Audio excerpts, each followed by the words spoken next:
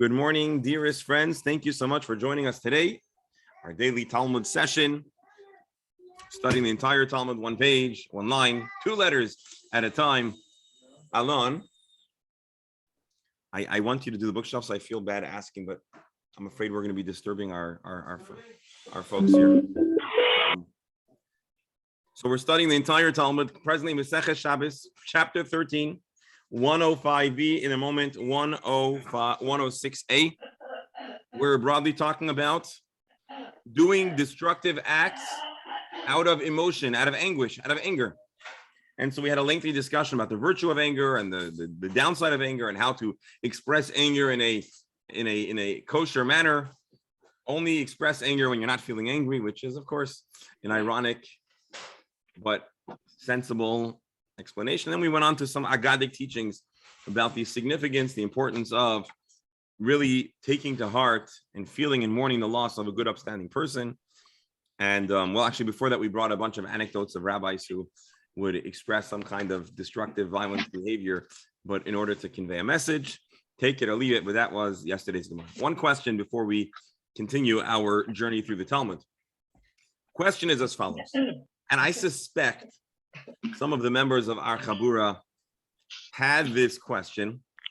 Maybe we didn't formulate it in a way that we could convey it, but I suspect this is a question that some of you had in mind.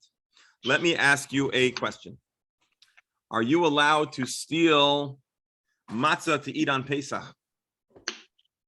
Or are you allowed to steal a lulav and etrog on Sukkot to do the mitzvah? The answer is that a lulav hagazul, a stolen lulav, for example, is prohibited. And there's a general principle, mitzvah haba b'avera, that a person is not allowed to and does not discharge their halachic obligation, responsibility if they do a mitzvah, haba b'avera. The observance of the mitzvah only happens and is facilitated through an avera. We actually, I don't remember the exact details, but we had this discussion previously in our Gemara. Doctor, do you recall, Dr. Hammer? No, but my question is, can you differentiate between stealing and borrowing without permission? So actually, yes. So let me back up. Let's if I don't comment, and then the next 30 seconds remind me. So, actually, is there a difference between stealing and borrowing? And so the answer is that an occasion in halacha there is such an idea. So, for example, I think it's in the Shulchan Aruch. For sure, it's in the Shulchan Aruch Harav, the Alter Rebbe Shulchan Aruch, that if a person sees a talis or tefillin, you're allowed to borrow it. Now, you shouldn't take it home. Right. If you're shul, or you're at someone's home, you can stay in the place, put it on, but then you have to put it back. Rabbi, you're loading the dice by asking the easy question. The hard question is accepting donations and the source of the money, not as simple as stealing an esrog. So a barrel is expanding or raising the stakes here. So one question is mitzvah haba b'avera. The mitzvah comes through the committing an avera. In English, we would say, do the ends justify the means? If the bottom line is something positive, will we allow something very not good or corrupt or evil or cruel to transpire? And generally speaking, we do not say that the ends justify the means. And in halacha, we say mitzvah haba, you cannot do a mitzvah haba b'aver, which leads to a question. Why do we say that if a person tears kriya on Shabbat, they're chayiv because they've done something instructive? It's a mitzvah haba b'aver. They've torn kriya on Shabbos, they've desecrated Shabbos, and so it should not count. They should have no credit towards their mitzvah because it was only achieved through committing a crime, through committing a sin. Do me a favor, just raise your hand. Let me know if you had, maybe not expressed in such a way, but did you have such a concern over here? Because I suspect this was gonna come up. So mitzvah haba b'aver. So why do we say that a person who tears their clothing on Shabbos, doing a mitzvah, a responsibility, a Jewish halachic responsibility, we should say it doesn't count because you did it on Shabbos. And if it doesn't count because you did it on Shabbos, It's pure kilkul. It should be unconstructive damage, and you should be patur. Why do we say that you fulfill your mitzvah of kriya? Anyone want to take a stab or a theory? It's what they call a victimless crime. You're not depriving anyone of anything. Saying it's a victimless crime, so it should be allowed. So I hear you, and certainly maybe I would say that it's because in the heat of the moment. I'm when sorry. you fi- I'm saying that another reason could be it's in the heat of the moment with the grief. You don't think of, you're not concentrating on Shabbos, you're concentrating on the grief, so you automatically do Kriya. So So the person is not intending to desecrate Shabbos. It's almost like a shogeg. Right. Okay, interesting. But are we still going to allow that to be the mitzvah? We're going to allow that to be the mitzvah of Kriya? No, you're making a good point. But the ahead. mitzvah is an act. In this Okay, case, so we're in getting. this case, it's just an act of 2.5 Kriya. milligrams. So you're you're getting to where Another you're, doping. So you're performing the act of Kriya. And Rabbi, there's so background noise, Rabbi. You have to mute the others if you hold can. on. No, the background noise you're hearing is our dear Dr. Stamler is sharing with us some chachma. no, I'm just saying it's in this case, it's an act. And the mitzvah is the act. Right. You're Exactly.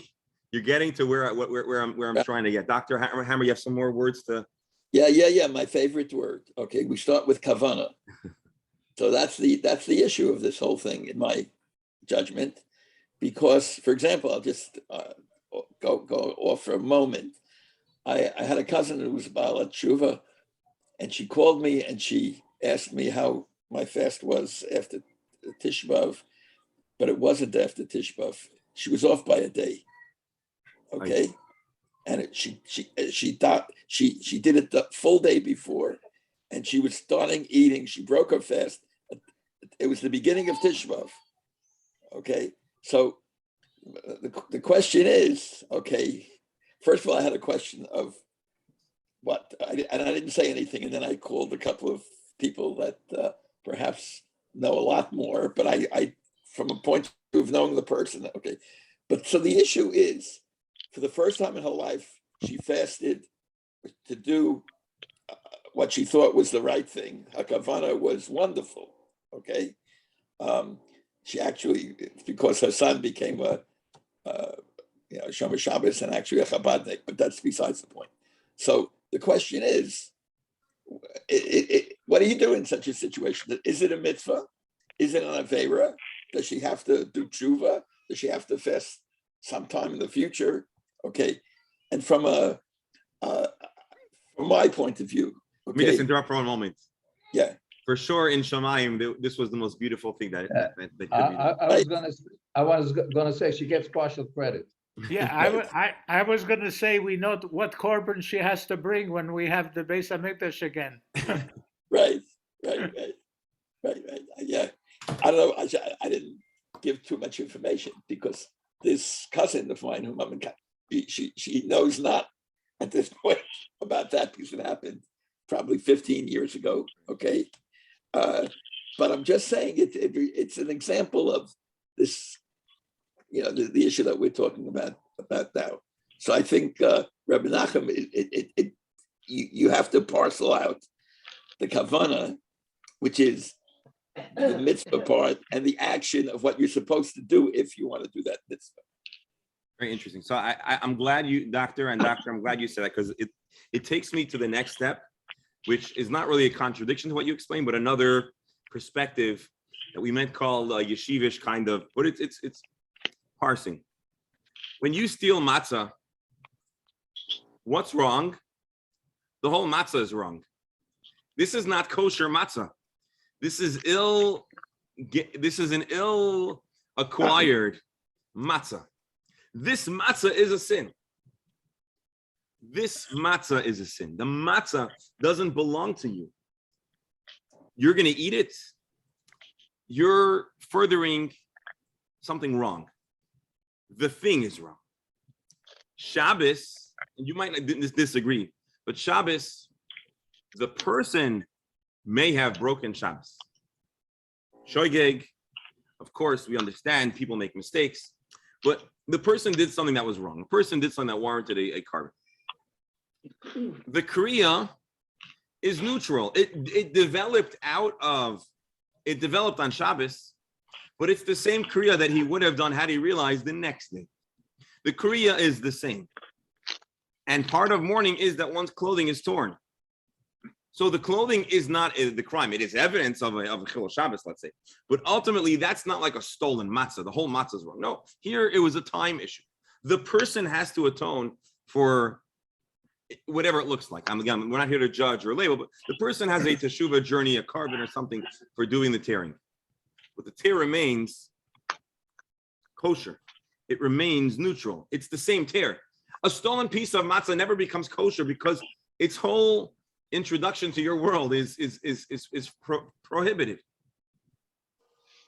And the matzah is prohibited. Here, the tear is the same tear. The garment is the same garment. You did it prematurely because you didn't realize. Maybe it was the anguish. Maybe it was disorientation. Whatever it is. So that's a possible way to parse why this is different than a typical mitzvah haba b'avera. Now, we're not saying you should do it. Of course, you shouldn't. If it's done, maybe Shabbos was maybe you have to bring a carbon, but your kriya happened. Rebero? I'm going to tell you this story from the other side completely.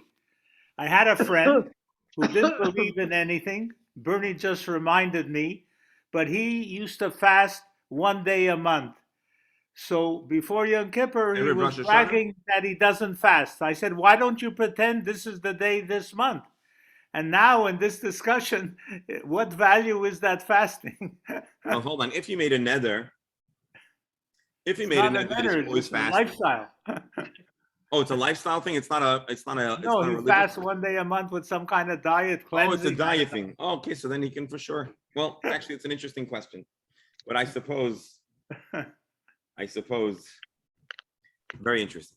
So, anyways, I was thinking about this, and I thought it was like an interesting way to parse. So, in yeshiva language, we sometimes say there's a difference between the chefsa, the item that you're interacting with, and the gavra, the individual. Sometimes what's wrong is the person did something wrong, but the chefsa, the item, is not contaminated. Sometimes the chefsa itself, the item itself, is no good. It's problematic. So let's say the matzah was stolen. The item you want to do the mitzvah with is invalid. Whereas with Shabbos, maybe it's more the gavra, the individual did something wrong. He made a mistake, something that he wishes he would have known better or different. So just to paraphrase the Chassam Sofer, he says on Shabbos, admittedly, you should not have torn on Shabbos. But it's not that Shabbos made the Kriya any different. It's not like you had a better quality Kriya because you did it a day early. If you would have known better, you would have just waited a day. And you would have had the same effect, the same Kriya. So it doesn't become tainted by Shabbos because Shabbos hasn't introduced something essential to the act of turning. Whereas a stolen matzah, the only reason you have it at all is because it is stolen. So anyways, I thought it was interesting. So I thought it would be something we could consider before we jump into the next part of our Gemara. Again, the distinction between the item of the mitzvah and the individual, or even a distinction between the person and the act that was committed.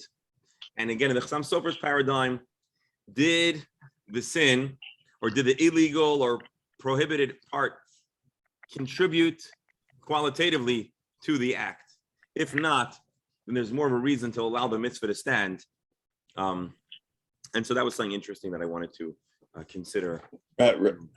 Doctor? Just okay, to save a life, you could steal, right? People are dying from starvation, and you have an opportunity to go in at night to this store and get food so this family doesn't die. That I think is obvious, basically, because you're saving a life. These people are going to die. They need, whether it's water or food. My understanding is in that situation, okay.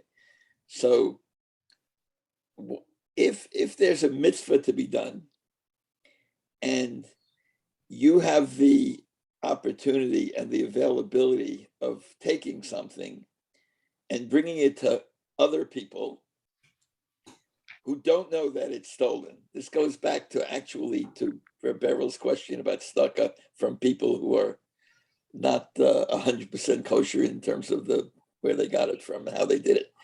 But you have the opportunity of bringing something to the people, okay, to do a mitzvah. Let's say a lulav and an esrog, and you could bring it to a class of students who, without that, would never then have to see pictures, and now they can take it in their hands and do it, and you're not returning it, whatever. You're not going to get. Okay, you obviously have the aver and everything, but in your mind, the kavana is, okay, I'm a bad guy. When I go upstairs or downstairs, they're gonna do whatever they're gonna do to me. But I'm gonna bring some Yiddishkeit or something to this group. So I mean, it's a fascinating question. And by the way, I saw the professor's eyes lit up for a moment when you started bringing this up, because this is some of the great moral questions, which again, it started in, for our purposes, it started within the halachic discussion of mitzvah, baba, avera. But then there's when it comes to questions of morality, at some point, we're going to get to a blurred line that we're going to have a really, really hard time discerning right and wrong and what's moral. Because stealing to help a person survive, maybe they're going to die of hunger or thirst. Right. We need to save them. But then all of a sudden, there can be a gradual evolution to a point where you're depriving someone else of the ability to subsist. Right. And we're gonna come to great moral conundrums, which the great philosophers certainly love to parse, both within Judaism and more broadly. And I would probably be out of my depths if I would take it much further than that. But suffice it to say, it is an interesting question. But I do want to add one more comment, which is a little bit closer to my A grade area, which was a question that I saw a comment, a responsa, or it was actually a sicha of the Rebbe, and I may have mentioned it before. There was a question in the early days of the state of Israel. We had this very question. You have the state of Israel, pikuach nefesh, and we need to send, and there was great efforts and great generosity by American Jews to send funds and to raise money to buy arms, with all the famous stories and some of the disappointing friction that existed at that time. And so the question became as follows: Rebbe, I'm a Shabbos observant Jew. Every dollar beyond what I need to protect my family, I am sending to Israel to fund, to arm the Haganah or the groups that were in the arena. Literally pikuach nefesh. Rebbe, because all of my money is going to save lives, can I desecrate Shabbos, go to work, but I'll earn a seventh more, or maybe more, because sales are better on Shabbos. Right. But I'm going to do it to support Israel. Pikuach nefesh. Can I do it? So what do you think the Rebbe's response was going to be? No. No. And here's why. He said no. I love the sentiment. Of course, we value the lives of our brothers and sisters on the front. But here's what he said. I'm just going to hit mute all, but please unmute for commenters. He said, when you have a fire, you need to pour water. And when you especially in the old country, you had a fire brigade or a volunteer, line where they would pour water to put out the fire. And we don't discern if the water is clean or muddy. All water works to put out the fire. But what happens if what you have in that bucket is not water at all? What if it is lighter fluid or alcohol or something flammable? You might feel good to pour it on the fire, but it is not introducing the desired result. On the contrary, you could be feeding the flame. So the Rebbe is telling an individual who was thus far Shabbos observant, who's thinking that he's going to help the cause by being Mechal Shabbos. The Rebbe said, for you to take a step down in your Yiddishkeit could, God forbid, have a detrimental effect, because as important as the funds for and other materials that the young, brave people that were defending the life and the land of Israel, they also need spiritual zechuyot. They also need Hashem's blessing. And to, God forbid, sin in the name of that effort, the Rebbe said would be a spiritually detrimental and have the opposite effect. Actually, I think I made one mistake. The person told the Rebbe the analogy of a fire brigade not discerning and testing the quality of the water before pouring on the fire. And the Rebbe said, it's a good analogy, but what if it is lighter fluid or something that is flammable? And so the point, and again, this is a hard question. I'm not claiming this is a simple question to resolve, but here the point was to introduce to your life something that is not consistent with your values because you think that it's going to help a cause. Well, certainly traditional Jewish perspectives does not feel that to be the case. However, let's say we have a message that in the city of Zhytomyr or Chernigov or Kiev, they need to pay for a bus to escape right now on Shabbos. And they call you or they get a message to you. Then I would say that you certainly could go to the bank and wire money to wherever necessary and make whatever phone calls to pay for that bus to get the people out, because that's different. Because here you're immediately taking efforts that are saving lives. Here, it was about going to work and maybe you'll send a fraction of, but anyway, so that's an interesting question that touches upon this. Reb Beryl, I'm going to give you the final word and then let's jump into the Gemara. You're muted, so please unmute. 1 second. One of the rabbis posted he was on the phone all Shabbos. Yeah. Just making arrangements. He Almost all the rabbis that are in the really problematic areas have been doing whatever they can on Shabbos and weekdays, saving people, getting people to shelter, feeding. So yeah, absolutely. Was that the thought? And by the way, I want to tell you, Dr. Hammer, you're muted, so please unmute so we can hear you. If the Reb Beryl's question originally, I know comes from the idea basically of Jewish organizations or shuls taking money from people who've gotten it, let's say illegal. Let's say a big drug dealer offers you $1 million and you know he's a drug dealer and everybody knows he's a drug dealer and he's been in jail, now he's out of jail and he offers you $1 million. So most people would say no good, although that has happened and it's happened in Florida from what I understand. Okay. Hold on. I'm gonna pause the recording. I want to share with you something, but